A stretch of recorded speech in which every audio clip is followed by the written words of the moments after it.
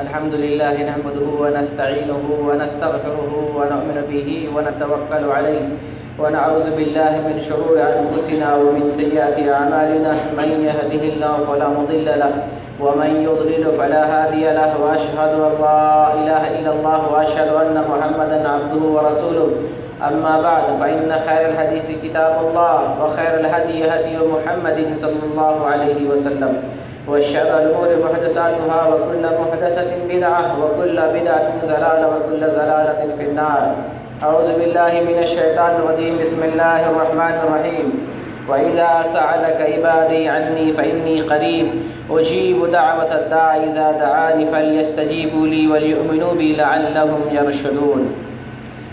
ہر قسم کی بڑائی، کبریائی، حمد و ثنا اللہ رب العالمین کے لیے ہے جو اس پوری کائنات کا تن تنہا مالک، بادشاہ اور خالق ہے.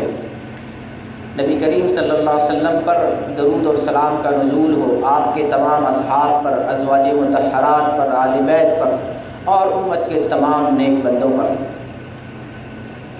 اسلامی بھائیوں اور عزیز دوستوں، اللہ رب العزت نے قرآن کریم کے اندر ارشاد فرمایا وَإِذَا سَأَلَكَ عِبَادِي فَإِنِّي قَرِيب.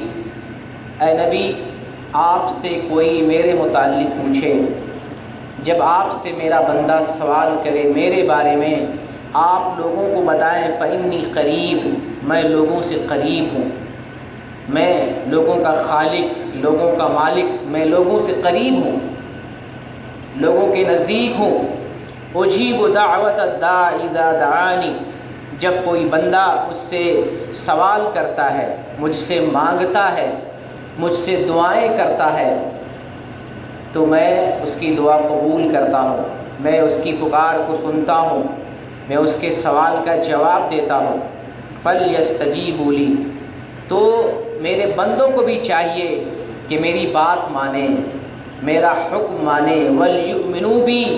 اور میرے اوپر ایمان لائیں. لعلہم یرشدون. تاکہ وہ بھلائی پر گامزن رہیں، نیکی کے راستے پر گامزن رہیں، ان کے لیے بھلائی کا باعث ہو. قرآن کی اس آیت میں اللہ رب العزت نے اپنے متعلق بیان کیا کہ میں بندوں سے قریب ہوں. بندہ جب پکارے اپنے خالق اور مالک کو تو اللہ تعالیٰ اپنے بندوں کی پکار کو سنتا اور جواب دیتا ہے. اور جب اللہ تعالیٰ اپنے بندوں کی پکار کو سننے والا ہے، جواب دینے والا ہے، تو بندوں کی ذمہ داری ہے کہ وہ رب کی اطاعت کرے، رب کی بات مانے، رب پر ایمان لائے، تاکہ وہ بھلائی اور کامیابی کے راستے پر گامزن ہو. دعا کی قبولیت کے آداب ہیں. قرآن کی اس آیت میں اللہ نے 2 ادب کا ذکر کیا کہ اللہ ہر نیک بندے کی دعا قبول کرتا ہے، ہر بندے کی دعا قبول کرتا ہے، بشرطے کہ وہ اللہ پر صحیح معنی میں ایمان لانے والا ہو، صحیح طور پر ایمان لانے والا ہو اور اللہ کی بات ماننے والا، اللہ کی تابعداری اور فرما برداری کرنے والا. ایک دوسری جگہ اللہ رب العزت نے ارشاد فرمایا ہے وَقَالَ رَبُّكُمْ ادعونی استجب لکم. اللہ تعالیٰ نے یہ فیصلہ کر دیا، یہ طے کر دیا ہے ادعونی استجب لکم، تم مجھے پکارو میں تمہاری پکار کو سنتا ہوں. یعنی یہ فیصلہ اللہ کی طرف سے ہو چکا ہے کہ جب بندہ اللہ کو پکارے گا اللہ اس کی پکار کو سنے گا، سوال کرے گا اللہ تعالیٰ دے گا، نوازے گا، جواب دے گا. ان الذین یستکبرون عن عبادتی سیدخلون جہنم داخرین. بے شک وہ لوگ جو میری عبادت سے روگردانی کرتے ہیں، اعراض کرتے ہیں، تکبر کرتے ہیں، وہ عنقریب جہنم میں رسوا اور ذلیل ہو کر داخل کر دیے جائیں گے. قرآن کی اس آیت کے اندر اللہ نے ذکر کیا کہ دعا صرف اللہ سے کی جائے، اللہ سے طلب کیا جائے، مانگا جائے، اور جب اللہ سے مانگا جاتا ہے تو اللہ تعالیٰ بندوں کو نوازتا ہے، دیتا ہے. یہ اللہ نے فیصلہ کر دیا ہے، یہ اپنے اوپر لازم کر لیا ہے، فرض کر لیا ہے کہ جب بندہ اللہ سے مانگے، طلب کرے، دعا کرے تو اللہ تعالیٰ بندے کو دیتا ہے. اور جو اپنے رب کی عبادت سے خود سری کرتے ہیں، برگشتگی اختیار کرتے ہیں، تو ایسے لوگ جہنم میں ذلیل اور رسوا ہو کر داخل کیے جائیں گے۔ قرآن کی اس آیت کے اندر دو چیزوں کا علم ہوتا ہے، ایک ہے دعا بطور عبادت، عبادتوں کے ذریعہ اللہ تعالیٰ سے طلب کریں، یا اپنی عبادت کے ذریعہ اللہ کا تقرب اختیار کریں، اللہ کی نزدیکی تلاش کریں۔ اللہ تعالیٰ ان عبادتوں کے ذریعہ بندوں کے مشاکل کو دور کرتا ہے، بندوں کے درجات بلند کرتا ہے، گناہوں کو معاف کرتا ہے، نجات دیتا ہے، پریشانیوں میں اللہ تعالیٰ اس کو نکلنے کا راستہ دیتا ہے۔ دوسری بات یہ معلوم ہوتی ہے دعا بطور حاجت، مشکل کے وقت، پریشانی کے وقت، بیماری کے وقت، تنگی کے وقت اللہ کو پکارا جائے تو اللہ تعالیٰ پکار کو سنتا ہے۔ ایک ہے عبادت کے ذریعہ اللہ کی نزدیکی تلاش کرنا، اس میں بھی اللہ تعالیٰ نجات دیتا ہے، اور ایک ہے اللہ کو پکارنا، اللہ اس کے ذریعہ بھی پریشانیوں کو حل فرماتا ہے۔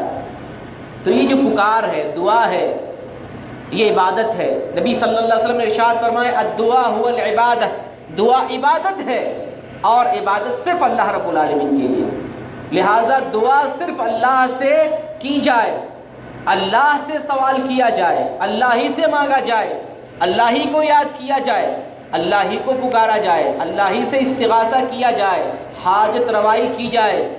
صرف وہی مشکل کشا ہے، صرف وہی شفا دینے والا ہے، صرف وہی روزی دینے والا ہے، صرف وہی اولاد دینے والا ہے، صرف وہی بیماریوں میں، پریشانیوں میں نجات دینے والا ہے۔ صرف اللہ کو پکارا جائے۔ بلکہ دوسری حدیث میں الدعاء مخ العبادہ، دعا عبادت کا مغز ہے، گودا ہے، اصل عبادت تو دعا ہی ہے۔ رب کو جو یاد کرتے ہیں، رب کو پکارتے ہیں اور رب سے سوال کرتے ہیں، یہ اصل عبادت ہے، عبادتوں کی جڑ ہے، عبادتوں کا مغز ہے یہ۔ اس لیے دعا صرف اللہ رب العالمین سے ہونی چاہیے۔ آج میں آپ کو بتلاؤں گا کہ وہ کون لوگ ہیں جن کی دعائیں اللہ قبول کرتا ہے۔ ہم میں سے اکثر لوگ کہتے ہیں دعا کرتے ہیں کوئی فائدہ نہیں ہوتا، دعا کرتے ہیں قبول نہیں ہوتا، دعا کرتے ہیں نتیجہ نظر نہیں آتا، دعا کرتے ہیں فائدہ نظر نہیں آتا، دعا کرتے ہیں ہماری مشکل نہیں حل ہوتی، دعا کرتے ہیں بیماری میں کوئی فائدہ نہیں ہوتا، دعا کرتے ہیں اولاد نہیں ملتی ہے، روزی روٹی کا مسئلہ حل نہیں ہوتا ہے، زندگی کے مسائل نہیں حل ہوتے۔ احادیث کے ذریعے میں بتاؤں گا وہ کون لوگ ہیں جن کی دعائیں قبول ہوتی ہیں۔ پہلے تو یہ سمجھ لیں کہ دعا کا بڑا ثواب ہے، دعا پریشانی سے نکلنے کا راستہ ہے، دعا تقدیر تک کو بدل دیتی ہے۔ مومن کا ایسا ہتھیار ہے، دعا تقدیر کو بدل دیتی ہے۔ دعا کے ذریعہ انسان بڑی سے بڑی کامیابی حاصل کر لیتا ہے، دعا کے ذریعہ انسان اس پریشانی سے نکل جاتا ہے جہاں کوئی راستہ نظر نہیں آتا، جہاں کچھ اسے سجھائی نہیں دیتا۔ رب العالمین انسان کی دعائیں قبول کر کے پریشانی سے بڑی پریشانی میں نکلنے کا راستہ دیتا ہے۔ دعا مومن کے لیے بہت بڑا ہتھیار ہے، اس کو ہتھیار کے طور پر زندگی بھر استعمال کرے۔ دعا کا فائدہ کبھی ناغا نہیں جاتا، دعا کا اثر کبھی ناغا نہیں جاتا، بشرطے کہ دعا ہو۔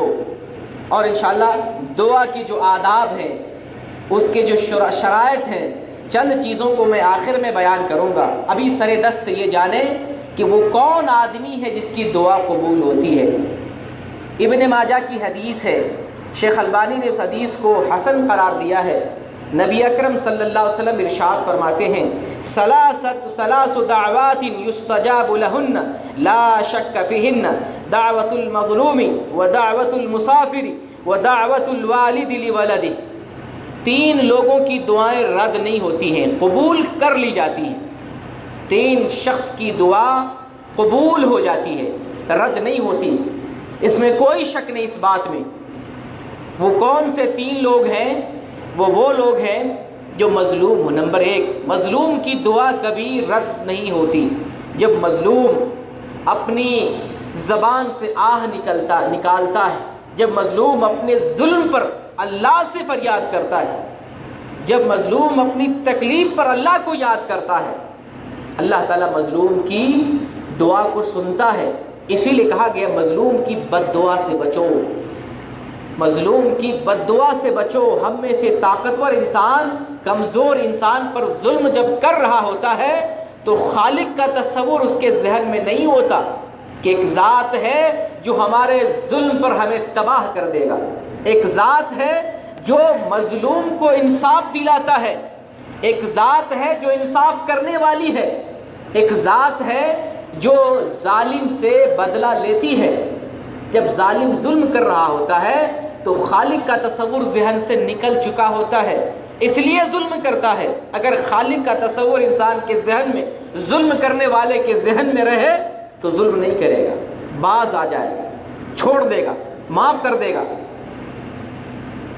لیکن خالق کا تصور اپنے ذہن سے جب نکال دیتا ہے پھر ظلم کرتا ہے۔ ایسے بڑے بڑے ظالم گھسیٹ کر جہنم میں داخل کیے جائیں گے۔ یہاں کمزور کی مدد کرنے والا کوئی نظر نہیں آ رہا، کمزور کو پوچھنے والا کوئی نظر نہیں آتا۔ کمزوروں کے ساتھ ہی اکثر ظلم ہوتا ہے، ان پر ظلم کے پہاڑ توڑے جاتے ہیں۔ لیکن اللہ ایک ایسا منصف ہے، عادل ہے، جو ہر بندے کو انصاف دیتا ہے، دنیا میں بھی انصاف دیتا ہے اور آخرت میں جب انصاف کا ترازو اٹھائے گا تو ذرے ذرے کا حساب و کتاب انسان کے لیے پیش کرے گا، اور انسان کے ذرے ذرے کیے کا اس کے عمل کا بدلہ دے گا۔ تو نبی کریم صلی اللہ علیہ وسلم فرماتے ہیں 3 لوگوں کی دعائیں رد نہیں ہوتی ہیں، ان میں ایک مظلوم ہے۔ مظلوم کی بد دعا سے ہمیں بچنا چاہیے، اس کی آہ سے ہمیں بچنی چاہیے، کیونکہ مظلوم اور اللہ کے درمیان کوئی پردہ نہیں ہوتا۔ جب انسان کی زبان سے آہ نکلتی ہے، بد دعا نکلتی ہے، مظلوم کے دل سے اس کے درد کی آواز نکلتی ہے تو عرش الہی سے ٹکراتی ہے اور ظالم کے لیے وہ خطرناک ثابت ہو سکتی ہے۔ تو مظلوم کی دعا اللہ تعالیٰ کبھی رد نہیں کرتا۔ دوسرا وہ آدمی جو سفر میں ہو، مسافر کی بھی دعا اللہ تعالیٰ کبھی رد نہیں کرتا، کیونکہ ایک شخص جب مقیم ہوتا ہے اور جب وہ سفر پہ نکلتا ہے دونوں حالات مختلف ہوتے ہیں۔ سفر کی حالت اور اقامت کی حالت دونوں میں کافی فرق ہے۔ سفر میں کافی ساری صعوبتیں، تکلیفات، پریشانیاں ہوتی ہیں، جبکہ وہ پریشانیاں حالت اقامت میں نہیں ہوتی ہیں۔ اس لیے مسافر کی دعائیں قبول ہوتی ہیں، مسافر کی دعا رد نہیں کی جاتی ہے۔ اور تیسرا آدمی ہے والد، جب اپنے لڑکے کے لیے دعا کرتا ہے تو اللہ تعالیٰ قبول فرماتا ہے۔ والد جب اپنی اولاد کے لیے دعا کرے تو اللہ تعالیٰ قبول کرتا ہے۔ والد کے دل میں اپنی اولاد کے لیے جو محبت ہوتی ہے، جو صاف دلی ہوتی ہے، وہ دنیا کے کسی بھی انسان کے اندر نہیں۔ ایک ہی ایسی ذات ہے اس روئے زمین پر انسانوں میں جو اپنی اولاد کے لیے سب سے زیادہ محبت کرنے والی باپ، ماں، والدین۔ کوئی بھی شخص اس دنیا میں آج اتنا حسد ہے، اتنی غیبت ہے، ایک دوسرے سے چڑھ اور دشمنی اس قدر ہے کہ کوئی دوسرے کو ترقی کرتا ہوا نظر نہیں آ سکتا، نہیں دیکھ سکتا۔ باپ ہی ایک ایسی ذات ہے جو اپنی اولاد کو اپنے سے بھی بڑے مرتبے پر فائز کرنا چاہتی ہے۔ باپ اس پر خوش ہوتا ہے کہ میرا بیٹا مجھ سے زیادہ آگے ہو گیا، مجھ سے ترقی کر گیا۔ دنیا کا کوئی بھی انسان ایسا نہیں ہے کہ اگر اس سے کوئی ترقی کرنے لگ جائے جلن پیدا ہو جاتا ہے، حسد کرنے لگ جاتا ہے۔ صرف باپ ہے جس کا دل صاف ہوتا آئینے کی طرح۔ تو باپ کی دعا اولاد کے حق میں قبول کی جاتی ہے، رد نہیں کی جاتی ہے۔ یہ 3 لوگ ہیں، مظلوم، مسافر اور والد۔ جب یہ لوگ دعائیں کرتے ہیں تو اللہ کے دربار میں شرف قبولیت سے نواز دی جاتی ہے۔ تو ہم مظلوم بنے، ایسا مظلوم بنے کہ مظلوم ہم مظلوم رہیں۔ اگر ہم نے ظلم کا بدلہ لے لیا، پھر اگر ہم دعائیں کرتے ہیں، بد دعا کرتے ہیں، تو پھر بد دعا کسی کام کی نہیں۔ اگر ہم نے ظالم پر اس سے زیادہ ظلم کر بیٹھا تو بھی ہمارے لیے فائدہ مند نہیں بد دعا کرنا. صبر کریں ظلم پر. اسی طریقے سے مسافر ہیں تو مسافر کی طرح رہیں. سفر کریں تو اچھے ڈھنگ سے اسلامی آداب کے ساتھ سفر کریں. ایسا نہ ہو کہ مسافر ہیں اور سفر میں برائیاں کرتے ہیں, لڑکیوں کی طرف دیکھتے ہیں, گانا سنتے ہیں, اپنی نظر کو, اپنے کان کو, اپنی خواہشات کو تلذذ دیتے ہیں. پھر اس وقت آپ دعائیں کریں گے تو یہ اثر دعا میں نہیں پیدا ہوگا. اور اسی طریقے سے جو باپ جس کی دعا اولاد کے حق میں قبول ہوتی ہے وہ باپ بھی باپ ہونا چاہیے, نیک ہونا چاہیے, صالح ہونا چاہیے. اگر باپ مردود ہے, اگر باپ بد ہے, برا ہے, برائی کرنے والا ہے, وہ اپنی اولاد کو دعائیں دے گا تو کیسے دعائیں لگیں گی؟ باپ بھی ویسا ہونا چاہیے کہ دعائیں زبان سے نکلے تو اللہ تعالیٰ قبول کر لے. باپ کے اندر بھی اچھے اوصاف ہونے چاہیے. تو یہ 3 قسم کے لوگ جن کی دعائیں اللہ تعالیٰ کبھی رد نہیں کرتا. ایک چوتھا آدمی جس کی دعا اللہ تعالیٰ رد نہیں کرتا ہے وہ نیک اولاد ہے. نیک اولاد جب باپ کے حق میں دعا کرتی ہے تو اللہ تعالیٰ نیک اولاد کی دعا کو کبھی رد نہیں کرتا. اولاد بھی نیک ہونی چاہیے, اولاد فرما بردار ہونا چاہیے, پابند شرع ہونا چاہیے. جب وہ اپنے والدین کے حق میں دعا کرتی ہے تو اللہ تعالیٰ اس کی دعا کو قبول کرتا ہے. مسلم شریف کی حدیث ہے کہ جب آدمی مر جاتا ہے اس کے 3 نیکیوں کا ثواب مرنے کے بعد بھی ملتا ہے. صدقہ جاریہ اپنی زندگی میں کیا تھا, مرنے کے بعد بھی قبر میں اس کو ثواب ملتا رہے گا صدقہ جاریہ کا. اسی طریقے سے نفع بخش علم, اگر اپنی زندگی میں علمی کارنامہ انجام دیا تھا, مرنے کے بعد بھی اس کے علم کا فائدہ, اس کا ثواب قبر میں ملتا رہے گا. اور اسی طریقے سے مرنے سے پہلے اس نے جو اچھی اولاد, نیک اور فرما بردار اولاد تیار کی تھی, وہ اولاد جب دعا کرتی ہے تو والدین کو, باپ کو قبر میں بھی ثواب ملتا ہے, فائدہ پہنچتا ہے. تو نیک اولاد او ولد صالح یدعو لہ, کہ جب نیک لڑکا باپ کے لیے دعا کرتا ہے قبر میں اس کو ثواب ملتا ہے. مشکات شریف کے اندر وہ حدیث موجود ہے اور شیخ البانی نے اس حدیث کو حسن قرار دیا ہے. ان اللہ عز وجل یرفع الدرجہ للعبد الصالح فی الجنہ فیقول یا ربی انا لی ہذہ فیقول باستغفار ولدک لک. ایک آدمی جنت میں دیکھتا ہے اس کا درجہ بلند ہو رہا ہے, وہ سوچتا ہے کہ میں نے تو اتنی ساری نیکیاں نہیں کی تھی, میرا درجہ جنت میں کیوں اتنا بڑھ رہا ہے, کیا وجہ ہے, میرا درجہ جنت میں کافی بڑا نظر آ رہا ہے. اللہ تعالیٰ سے پوچھتا ہے یا رب میں نے وہ کون سی نیکی کی ہے جس کی وجہ سے مجھے جنت میں اتنا بڑا مقام ملا ہے, کون سا کام میں نے کیا تھا؟ اللہ تعالیٰ فرمائے گا کہ تمہارا بیٹا تمہارے لیے دعائیں کرتا تھا, تم مر گئے, تمہارے حق میں تمہاری اولاد تمہارے لیے دعائیں کرتی تھی, ان دعاؤں کے بدلے آج تمہارا یہ مقام ہے کہ تمہیں ہم نے بلند درجہ دیا ہے. جب نیک اولاد والدین کو دعائیں دے تو پھر اللہ تعالیٰ والدین کو اولاد کی دعا کی وجہ سے ان کا درجہ بلند کرتا ہے. تو اس لیے نیک اولاد کو اپنے والدین کے لیے کثرت سے دعائیں کرنی چاہیے. انہوں نے ہمیں پالا پوسا, اپنی محنتیں کی, اپنا مال, اپنا وقت, سارا کچھ صرف کیا, ہمارے نخرے برداشت کیے, قربانیاں دیں, ہمارے لیے پریشانیاں برداشت کی اور ہمیں پال پوس کر جوان کیا, شادی کی. ان کا حق یہ ہے ہمارے اوپر کہ ہم ان کے لیے کثرت سے استغفار کریں, کثرت سے دعائیں کریں. اسی طریقے سے 5واں شخص وہ مسلمان بھائی جو کسی دوسرے مسلمان بھائی کے لیے پیٹھ پیچھے دعائیں کرتا ہے تو اللہ تعالیٰ اس کی دعا کو قبول کرتا ہے. اور نہ صرف یہ کہ اس کی دعا کو قبول کرتا ہے بلکہ وہ دعا اس کے حق میں بھی قبول کرتا ہے. مثلا اگر ہم نے کسی اپنے بھائی کے لیے دعا کی جو موجود نہیں ہے, اس کے پیٹھ پیچھے دعا کی, وہ دعا اس بھائی کے حق میں قبول ہوتی ہے اور وہی دعا ہمارے حق میں بھی قبول ہوتی ہے. حدیث مسلم شریف کے اندر موجود ہے, نبی اکرم صلی اللہ علیہ وسلم فرماتے ہیں مسلمان کی دعا اپنے بھائی کے حق میں پیٹھ پیچھے قبول کی جاتی ہے جب ایک فرشتہ ہمارے سر کے پاس متعین اور مقرر کر دیا گیا ہے. جب ہم اپنے بھائی کے لیے بہتری کی دعا کرتے ہیں, اللہ سے سوال کرتے ہیں تو فرشتہ آمین کہتا ہے اور ساتھ ساتھ یہ بھی کہتا ہے کہ یہ دعا تیرے حق میں بھی قبول ہو. یہ مسلم شریف کی حدیث ہے، اس لیے اپنے بھائی کو بھی دعا دینی چاہیے۔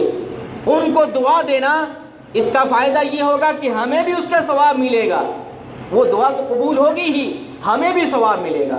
اور ہم میں سے بہت کم لوگ ہیں جو دوسروں کو دعا دیتے ہیں، دوسروں کو دعا دیتے ہیں۔ ہمارے دلوں میں تو حسد ہے، دشمنی ہے، کبر ہے، گھمنڈ ہے، دوسروں سے عداوت اور بغض ہے، نفرت ہے، ہم دوسروں کو دعا کیسے دے سکتے؟ جبکہ ہمیں اپنے بھائیوں کو دعا دینا چاہیے۔ اس دعا سے نہ صرف اس بھائی کو فائدہ ہوگا بلکہ اس دعا کا فائدہ ہمیں اپنا بھی ملے گا، خود بھی ملے گا۔ تو اپنے بھائی کو ہمیں دعا دینا چاہیے۔ اسی طریقے سے یہ پانچویں چیز تھی غازی فی سبیل اللہ، اور اللہ کے دو مہمان، عمرہ کرنے والے اور حج کرنے والے، ان لوگوں کی بھی دعا کو اللہ قبول فرماتا ہے۔ جو اللہ کے راستے میں جہاد کے لیے نکلتا ہے، یا جو اللہ کے گھر کا سفر کرتا ہے حج کرنے کے لیے یا عمرہ کرنے کے لیے، اللہ تعالیٰ ان تینوں لوگوں کی دعائیں قبول فرماتا ہے۔ ابن ماجہ کی حدیث ہے، شیخ البانی نے حسن قرار دیا، الغازی فی سبیل اللہ والحاج والمعتمر وفد اللہ دعاہم فاجابوا وسألوہ فاعطاہم، کہ جو اللہ کے راستے کے مسافر ہیں، غازی فی سبیل اللہ ہیں، اور حج کرنے والے ہیں، عمرہ کرنے والے ہیں، یہ وہ لوگ ہیں جو اللہ کا وفد کہے جاتے ہیں، اللہ کا مہمان کہے جاتے ہیں۔ اللہ تعالیٰ نے ان مہمانوں کو اپنے یہاں بلایا ہے، تو یہ لوگ اللہ کے بلاوے پہ حاضری دیے، اور پھر یہ لوگ جب اللہ سے سوال کرتے ہیں وَسَأَلُوهُ فَأَعْطَاهُمْ، جب یہ لوگ اللہ سے سوال کرتے ہیں تو اللہ تعالیٰ انہیں نوازتا ہے، انہیں دیتا ہے۔ تو یہ وہ لوگ تھے جن کی دعائیں اللہ تعالیٰ قبول فرماتا ہے، جن کی دعاؤں کو اللہ تعالیٰ رد نہیں کرتا ہے۔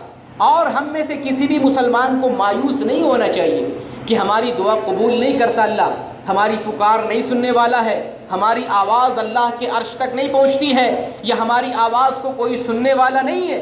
اللہ ہر شخص کی آواز سنتا ہے، ہر شخص کی دعائیں قبول کرتا ہے، ہر شخص کو دیتا ہے۔ آپ یا ہم میں سے جو بھی آدمی جتنی بھی نعمتیں زندگی میں استعمال کر رہے ہیں، وہ نعمت کس کی ہے؟ آنکھ کی نعمت، کان کی نعمت، ہاتھ اور پیر کی نعمت، کھانے کی نعمت، صحت کی نعمت، بیوی کی نعمت، اولاد کی نعمت، ماں باپ کی نعمت، کتنی نعمتیں گناؤ۔ فَبِأَيِّ آلَاءِ رَبِّكُمَا تُكَذِّبَانِ، تم اللہ کی کون کون سی نعمتوں کو جھٹلاؤ گے؟ یہ ساری نعمتوں تو رب کی ہیں، رب نے یہ نعمتیں دی ہیں۔ اب جب ہم اللہ سے دعائیں کرتے ہیں تو دعا کی قبولیت کی مختلف شکلیں ہو سکتی ہیں۔ کبھی ہم اللہ سے اولاد مانگتے ہیں تو اللہ تعالیٰ اولاد نہیں دیتا ہے، اس کے بدلے میں ہماری بیماری ختم کر دیتا ہے۔ کبھی ہم اللہ سے بیماری کا سوال کرتے ہیں، بیماری اللہ ٹھیک نہیں کرتا لیکن اولاد دے دیتا ہے۔ کبھی ہم اللہ تعالیٰ سے دولت کا سوال کرتے ہیں، دولت نہیں ملتی ہے، غریبی ملتی ہے، لیکن آخرت میں اللہ تعالیٰ جنت دیتا ہے۔ حدیث کے اندر آیا ہے، نبی اکرم صلی اللہ علیہ وسلم فرماتے ہیں، مسند احمد کی حدیث ہے، شیخ البانی نے مشکات شریف کے اندر اس حدیث کو صحیح قرار دیا ہے کہ جب بندہ اللہ سے دعائیں کرتا ہے، مانگتا ہے، سوال کرتا ہے، اگر وہ آدمی یا اس کی دعا میں کوئی گناہ نہ ہو، وہ شخص کسی سے رشتہ نہ توڑنے والا ہو، اگر اس کی دعا صحیح ہے تو تین میں سے کوئی ایک بات ضرور ہوتی ہے۔ جب بندہ اللہ سے دعا کرتا ہے، سوال کرتا ہے، تو تین میں سے ایک بات کوئی نہ کوئی ہونے ہی ہے، یا تو اللہ تعالیٰ اسی وقت اس کی دعا قبول کر لیتا ہے، یہ پہلی شکل۔ دوسری شکل یہ ہے کہ یا تو اللہ تعالیٰ اس کی دعا کو آخرت کے لیے ذخیرہ کر دیتا ہے، یعنی اس دعا کے بدلے اللہ تعالیٰ آخرت میں اس کا درجہ بلند کرنا چاہتا ہے۔ جیسے پہلے آپ کو حدیث بتلایا کہ اولاد دعا کرتی ہے تو باپ کا درجہ جنت میں بلند ہوتا ہے، یہ دوسری شکل ہے۔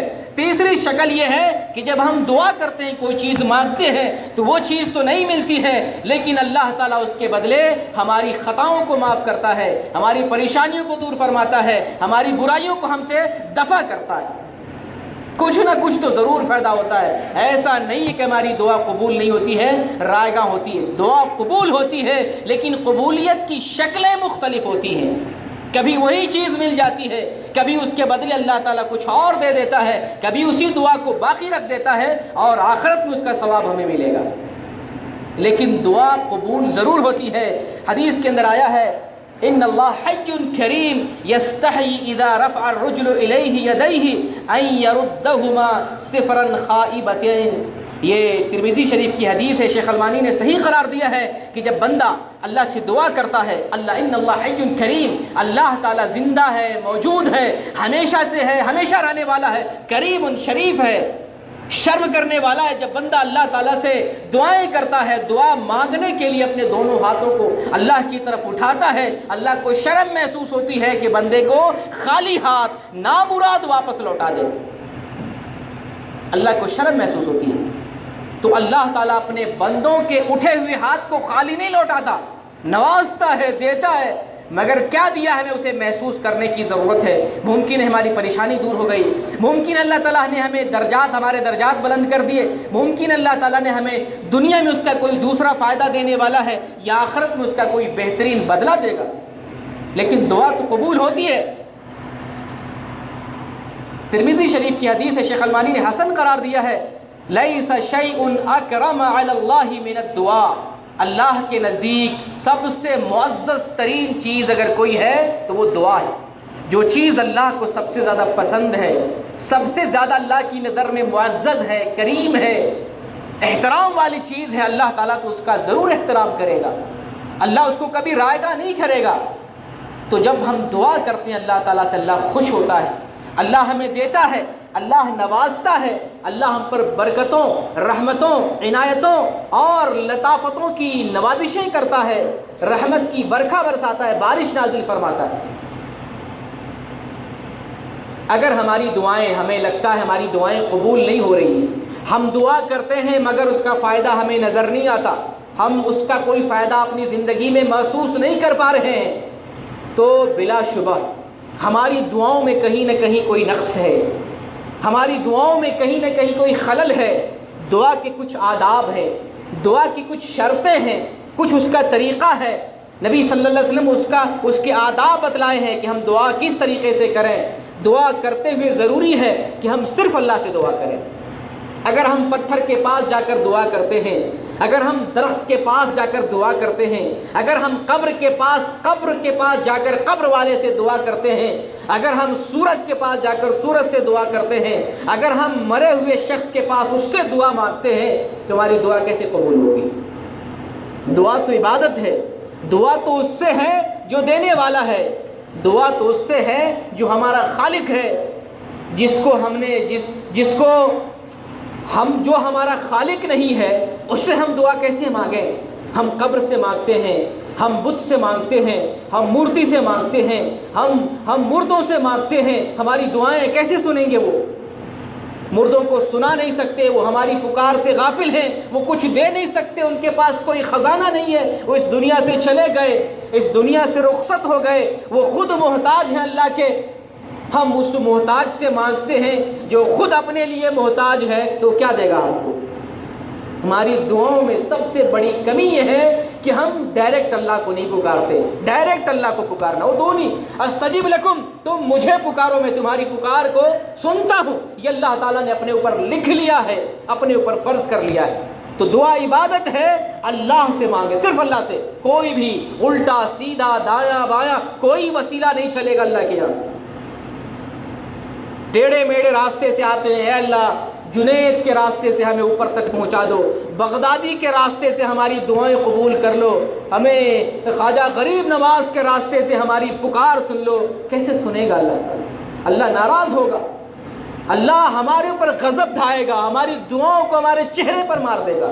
جو عبادت تھی ہم نے اس میں شرک کر لیا، جو اللہ کی عبادت تھی، خالص اللہ کی عبادت تھی، اللہ کی عبادت میں کسی کو شریک اور ساجی نہیں کرنا، اللہ کی خالص عبادت، اور وہ بھی عبادت جو عبادت کا مغز ہے، عبادت کا گودا ہے، ہم نے اس میں دوسرے کو شریک کر لیا، اس کو شریک کر لیا جو خود وہ اللہ سے مانگتے رہے۔ جب تک زندہ رہے ولی اللہ، نبی اللہ، رسول اللہ، یہ کس سے مانگتے رہے؟ اللہ سے مانگتے رہے، اور جب وہ وفات پا گئے تو اب ہم ان سے مانگنے لگے۔ اگر وہ خدا ہوتے، اگر وہ رب ہوتے، اگر وہ خالق ہوتے تو وہ پھر اللہ سے نہیں مانگتے، خود اپنی ضرورتیں پوری کر لیا کرتے۔ لیکن جب وہ خود مانگتے تھے تو اللہ سے مانگتے تھے، جب وہ چلے گئے تو آپ ان سے مانگنے لگے جو خود وہ اللہ سے مانگتے تھے۔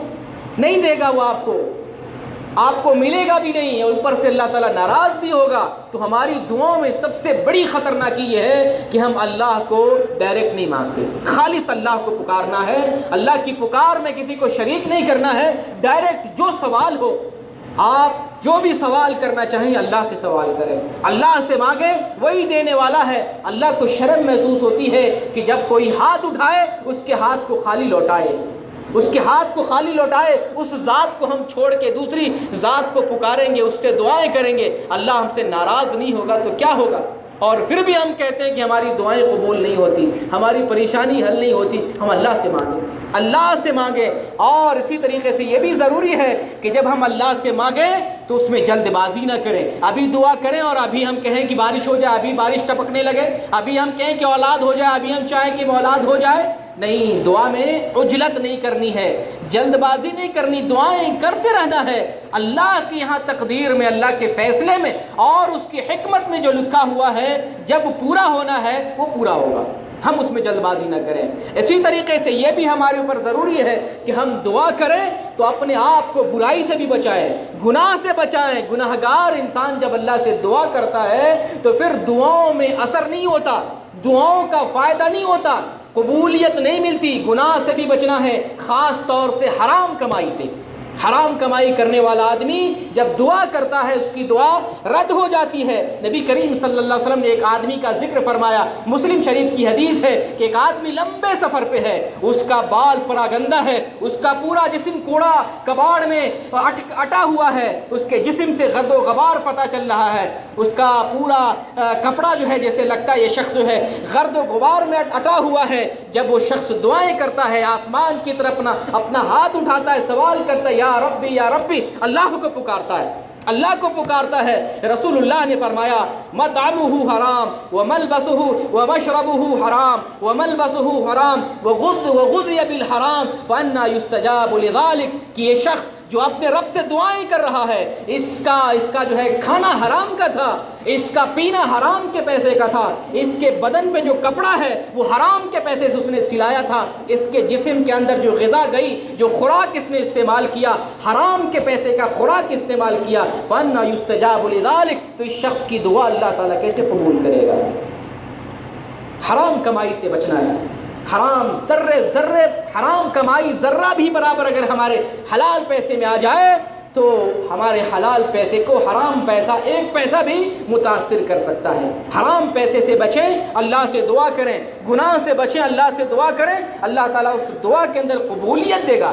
دعا میں اللہ کی حمد کریں، اللہ کی تعریف بیان کریں، دعا میں درود شریف کا اہتمام کریں، ابتدا میں انتہا میں کثرت سے اللہ کی حمد بیان کریں اور اللہ کے اسماء حسنہ کا واسطہ دیں. بار الہ تو کریم ہے، ہمارے اوپر کرم فرما. بار الہ تو غفور ہے، معاف کرنے والا، ہمارے گناہوں کو معاف فرما دے. بار الہ تو رزاق ہے، روزی دینے والا ہے، ہمیں روزی دے. اللہ کے ان صفات کا، اللہ کے ان صفات کا، اسماء حسنہ کا واسطہ دے کر اللہ کو پکارے، اللہ خوش ہوتا ہے. اور اسی طریقے سے دعا مانگتے ہوئے یہ بھی اس بات کا بھی اہتمام کیا جائے کہ جو دعا کے افضل اوقات ہیں ان اوقات میں ہم کثرت سے دعا کریں. جیسے جمعہ کے دن ایک گھڑی ہے جس میں دعا قبولی ہوتی، رد نہیں ہوتی ہے، یا رات کا پہر ہو. اسی طریقے سے اکیلے میں یا تنہائی میں آنکھوں سے آنسو جاری کر کے اللہ سے مانگے، یا جو ہے روزہ رکھ کے، یا جو ہے دین کا کام کرتے ہوئے نے اچھے اوقات میں، خاص طور سے سجدے کے وقت میں جب اللہ کے ساتھ بندہ تعلق جوڑ لیتا ہے، اللہ کے لیے اپنے آپ کو سپرد کر دیتا ہے، تو سجدے کی حالت میں کثرت سے دعا کرنی چاہیے. اور دعا میں خاص طور سے عاجزی ہو، انکساری ہو اور خشوع خضوع ہو، گڑ گڑاہٹ ہو. ہم اللہ سے اپنے گناہوں پر نادم اور شرمندہ ہوں اور پھر ایک کیفیت یعنی ندامت کی، شرمندگی کی اور عاجزی کی، انکساری کی کیفیت طاری کر کے اللہ سے مانگے، سوال کریں تو اللہ تعالیٰ دیتا ہے. دعاؤں کے ان آداب کو اگر ہم بجا لائیں گے اللہ کیوں نہیں دے گا؟ وہ تو دینے کے لیے تیار. ہر رات اللہ تعالیٰ آسمان دنیا پر نازل ہوتا ہے، ندا لگاتا ہے کون مانگنے والا ہے، کون سوال کرنے والا ہے، کون مجھ سے مانگنے والا، میں اس کو دینے کے لیے آیا ہوں.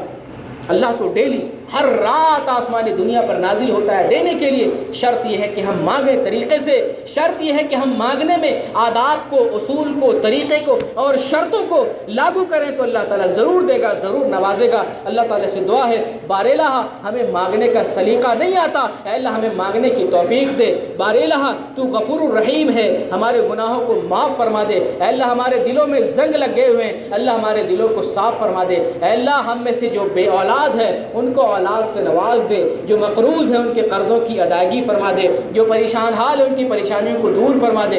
اے اللہ جو بیمار ہیں ان کی بیماریوں کو ٹھیک کر دے۔ اے اللہ جو تو مشکل کشا ہے، اے اللہ تمام مسلمانوں کی مشکلوں کو آسانی میں تبدیل فرما دے۔ اے اللہ جہاں جہاں لوگ مسلمان پریشان حال ہیں ان کی پریشانیوں کو تو آسانی میں تبدیل کر دے۔ اے اللہ ہمیں موحد اور سچا پکا مسلمان بنا دے۔ اے اللہ جب تک دنیا میں رہیں اسلام پر زندہ رہیں، اسلام پر قائم اور دائم رہیں، اور جب اس دنیا سے جائیں تو ایمان پر ہمارا خاتمہ ہو۔ آمین۔ وآخر دعوانا ان الحمد للہ۔